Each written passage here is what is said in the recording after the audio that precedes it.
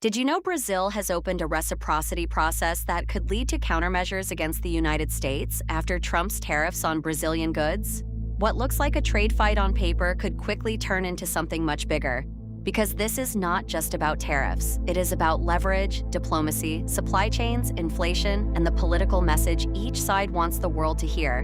Brazil is now testing a law built for exactly this kind of moment, and the result could reshape how two major economies do business with each other. Here is the watchdog story behind it. Brazil's government has formally moved to examine whether it can respond in kind to U.S. trade restrictions, using its reciprocity law as the legal backbone. That law gives Brasilia a path to answer foreign measures that hurt Brazilian exports or distort competition. In plain terms, if Washington raises the cost of doing business for Brazil, Brazil can study whether it should raise the cost right back. And that response does not have to be limited to tariffs alone. That is what makes this so important. A reciprocity process can open the door to broader countermeasures, including curbs on market access, procurement, regulatory treatment, or other non-tariff steps that hit where trade relationships are most sensitive. Tariffs are the obvious weapon, but they are not the only one. If Brazil decides the U.S. move is unfair or politically motivated, it can signal that it has more than one way to fight back. And once a government starts talking about reciprocity, the conversation stops being about a single tax at the border and starts becoming about the balance of power between the two countries. Sarah sees it this way. The tariffs may be the spark, but the real story is the escalation ladder. Brazil is not simply reacting emotionally. It is building a record, weighing legal options, and preparing a response that could be calibrated to send a message without triggering a full rupture. That is a delicate line.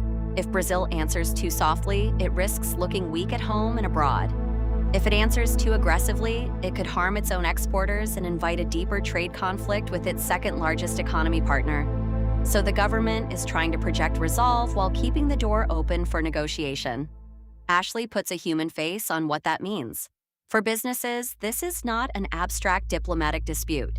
It is a question of whether contracts still make sense next quarter, whether shipping schedules will hold, and whether products that rely on U.S.-Brazil trade can keep moving without interruption. A tariff can raise costs instantly. A non-tariff retaliation can be even harder to predict, because companies may not know which sector gets hit next. Farmers, manufacturers, importers, and consumers all feel the pressure when two governments start reaching for economic penalties.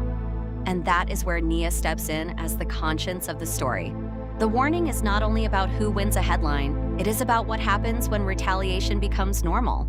Trade wars rarely stay neatly contained. They seep into the price of food, fuel, machinery, medical supplies, and everyday goods. They complicate planning for companies that depend on steady cross-border flows. They can also put workers in the middle, with jobs exposed to decisions made far from the factory floor. When countries turn trade into a scoreboard, ordinary people often pay the bill. The U.S. argument is familiar. Tariffs are supposed to protect domestic industry, punish unfair competition, or force another country to change behavior. From Washington's perspective, these tools can be framed as a defense of national interests. But Brazil's response is equally familiar and just as forceful. If the United States imposes barriers that damage Brazilian exports, then Brazil has the right to defend itself. In Brazil's view, reciprocity is not escalation for its own sake. It is a way to demand respect and to show that the country will not absorb pressure forever without a response. That clash matters because the stakes go beyond symbolism. Brazil and the United States are deeply connected through agricultural trade, industrial inputs, energy, and investment. If countermeasures spread, supply chains could become slower, costlier, and less reliable. Even companies far from the political fight can be caught in the crossfire if key materials become more expensive or harder to source. And in an era when inflation still matters to households and central banks alike, higher trade costs can filter down fast. A tariff shock in one sector can become a price shock in another, especially if both governments respond in kind. Diplomatically, the tension is just as serious. Reciprocity processes do not exist in a vacuum. They send a signal that trust is eroding and that standard channels are under strain. When one side believes the other is acting unfairly, every meeting becomes harder, every statement more loaded, and every compromise more politically risky. That can make short-term retaliation more likely and long-term cooperation more fragile, especially if leaders on both sides feel pressure to look tough at home. So what should we watch next? First, whether Brazil moves from review to action, and if so, which sectors it targets. Second, whether the response stays within tariffs or expands into other restrictions that could hit U.S. firms in more unexpected ways. Third, whether diplomacy catches up before the trade fight deepens. Because once countermeasures begin, both countries will be trying to protect pride, industry, and political standing at the same time. That is where negotiations get hardest. The final warning is simple. This is how trade disputes become economic pressure campaigns. A tariff can be measured in percentages, but retaliation can spread through prices, production, and politics in ways that are much harder to contain. Brazil's reciprocity process is a signal that the next round may not be limited to customs tables and official statements.